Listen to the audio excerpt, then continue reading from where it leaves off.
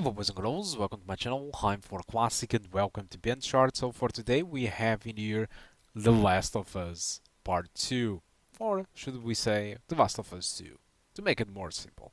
So as usual, I'm here to try it out how it runs on the GTX 1650 Super. I'm going to start it out with 1080p variable settings using FSR free in its quality mode. So basically we are upscaling from 720p to 1080p. And let me just get this out of the way. When I decided to try The Last of Us 2, I wasn't really expecting to have a good experience in the first place, mostly because the first game it was very demanding, and second because on the first game GPUs with 4 gigabytes of VRAM, well, they just had a lot of issues with the game. Texture quality on low, it was just super awful. And so I was expecting The Last of Us 2 to be exactly the same. Well, to my surprise, I'm not really sure what the heck happened with the first port of the first game, but The Last of Us 2 is far from it. Alright, it's actually surprising, refreshing. Well, it's a relief that at least we are stepping in the right direction when it comes to Sony ports. So this was ported by Nixxes, alright, the same developers behind Spider-Man 2, which did what I would consider to be an awful port, maybe. And The Last of Us 2, it's not exactly like that. Yeah, I know, it's not an open world title, but still, the game pre-compiles shaders every time you start a new level, which, well, unfortunately makes the loadings more longer. On the first game, you had to pre-compile shaders at the beginning of the game, and it did pre-compile the entire shaders of the entire game. So since that thing took like half an hour, probably they decided to put this to pre-compile shaders between levels. So if during this level it just pre-compiles the shaders for this level, when you go to the second level it just pre-compiles shaders to the second level. Well, yes, it might take more time to load the levels than, for example, a PS5 or PS4, definitely. Well, PS4 maybe not, since it's a HDD, but yeah, it will be certainly much more slower than a PS5, since it needs to compile the shaders between the moldings of each level. But still, it does a very good job. The game barely stutters at all, and the only thing that I was really concerned was like performance being tanked or something like that. But because of the VRAM, because if you look to the VRAM is entirely full. But still, the game still does look really good. Even the textures, they don't look like blocky or anything. It's quite surprising, honestly. The only thing that I actually miss it is a VRAM bar on the options menu. It's not there, and well, that's about it. So I decided to took two different maps. It was the first one that you saw. It was with a lot of vegetations to simulate a little bit the what you can expect from a little bit more forward into the game, which has more vegetation and water and sun and shadows. Alright, and then I decided to take this part of the level where it has snow and more interiors, which obviously are less demanding, just for you to have an idea. Alright, and as you can see, well, unfortunately, we aren't really able to lock the game at 60 frames per second unless you really toggle frame generation or maybe dynamic resolution, but both of them are not really advised, mostly because of VRAM limitations in here. We have our VRAM entirely full, and yeah, that's about it. So what can I talk about the settings? So variable settings, it's really the potato graphics, and it doesn't really look entirely potato, but we are stripping out a lot of essential stuff like ambient occlusion, screen space reflections. That's just some of the examples what you are missing out, and losing this kind of makes the lighting much more flatter than it actually is. Then a little bit more forward into the game, I decided to try it out both settings. The performance penalty between very low and low, it's not really a big deal, and you start to have stuff like reflections, ambient occlusion, Shadows remains mostly the same. It's just really you start to get like the minimal stuff that the games nowadays have, like reflections, ambient occlusion, to make the things a little bit more grounded, you know. And let me just show you that just by going now to the next clip, um, where I do show you what the graphical settings looks about. So as usual, this is the display. This is 1080p. Um, you can have AMD anti-lag or Nvidia reflex, which is quite interesting. I'm not used to see AMD anti-lag in here. You also can use Intel XeSS if you want, but I decided to stick it up with AMD FSR. And as you can see on the low settings, you start to get ambient occlusion, you start to get real-time reflections. Yeah, it's mostly essentially that. And the performance penalty is not very big. As you can see, we can still have 40 frames per second, and even in demanding moments like with water and stuff like that, it just still runs very well. And then I tried a little bit more forward into the game. If you want, you can jump there using the timestamps of the video in the description. The median settings does improve a lot of stuff. It does improve shadow resolution or the shadow cascades. Well, it just improves pretty much every stuff. All right, you start to get like all the stuff from low to median, essentially, and it makes a good difference. All right, in between low to median, there is a good difference in visuals. The only thing that I did downgrade it was obviously texture quality to low because of VRAM. But it was a decent upgrade, and it is still able to run above 30 frames per second, with the most demanding moment of this benchmark being the riding on the water. It did drop to 33 frames per second, I guess, while recording, because without recording it should run pretty well. So that's the example that I'm telling you about. In the low settings, as you can see, it just drops to 39. In median settings I got like 33. But the median settings, it's a very good balance of quality between performance and quality. But even low settings, it does already look very good in my opinion. I would probably stick up with the median settings. You start to get depth of field and cinematic stuff on the cutscenes, which I think it is important. Although I'm not really sure what's the performance during the cutscenes because I haven't tried out. But I would start with median settings with textures on low, and if I had performance issues with that, I would probably drop down then to the low settings. All right. But it's hard to tell how problematic it will be by using um, the median settings. But let me tell you, just low and median just looks really well. And then I tried out the eye settings while using also FSR3 in its quality mode, and unfortunately the water riding above the water, it did drop to 25 frames per second. So it's hard to recommend because I don't really know what is more forward into the game. And the eye settings, it was obviously with texture quality on low again because of VRAM. But the eye settings enable stuff like bounce lightning, and it does refine shadow quality and a lot of stuff. So it seems like the 1650 Super can't handle it to 30 frames per second.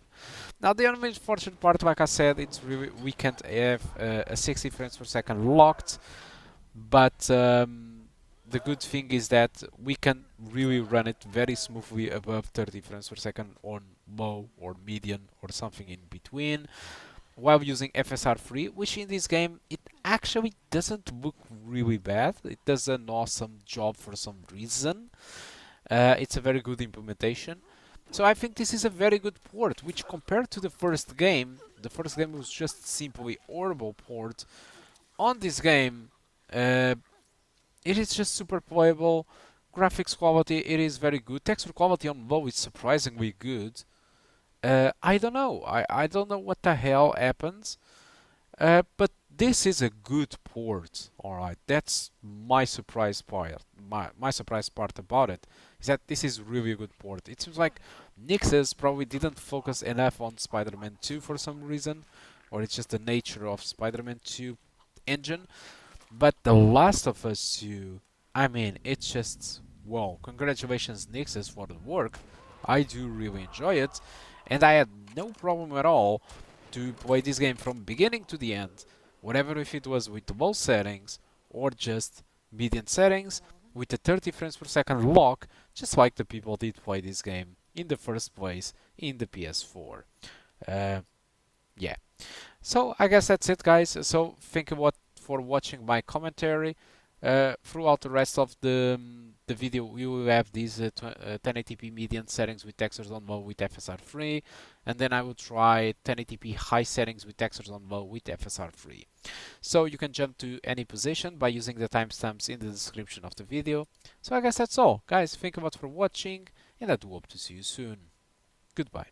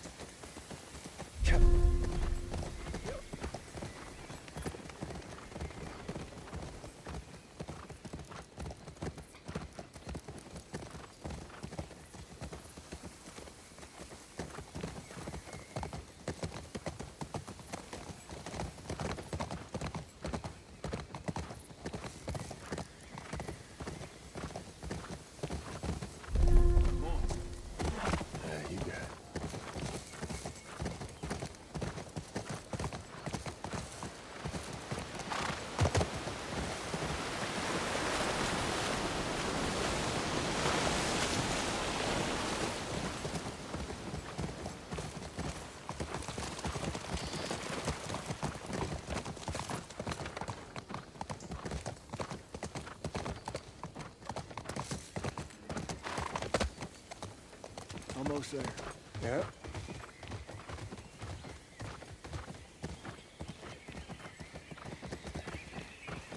Hey, it's us. Ryder, open up.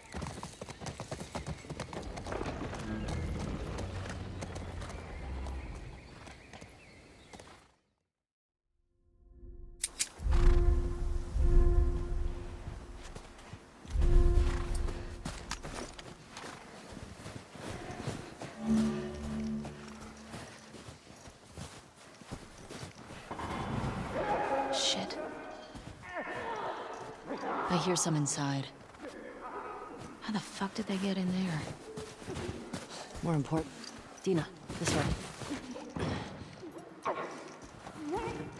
Runner.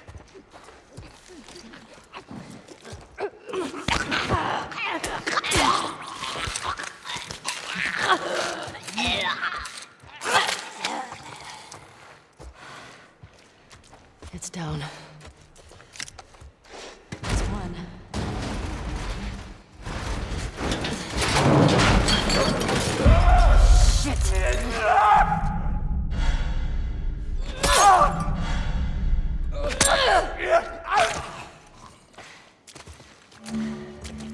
You good?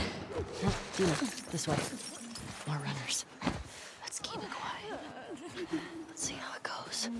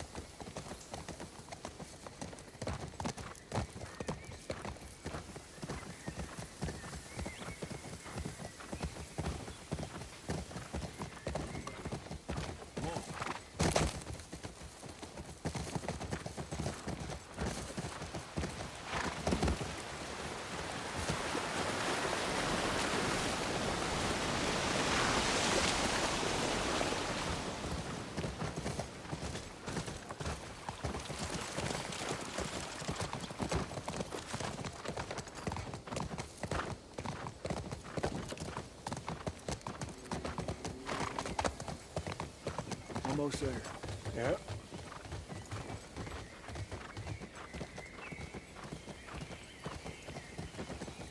Hey, it's us. Ryder, open up.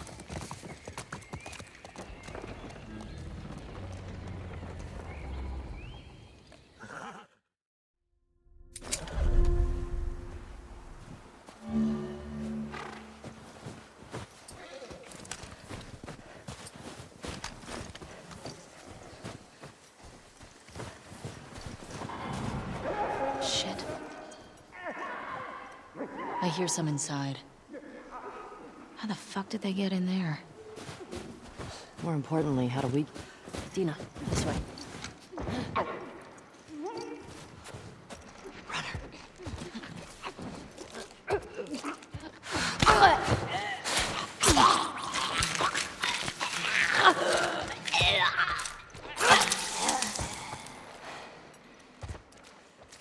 It's down. That's one.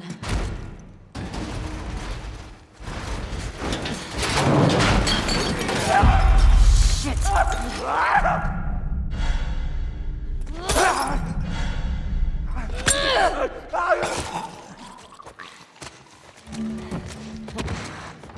Dina, this way.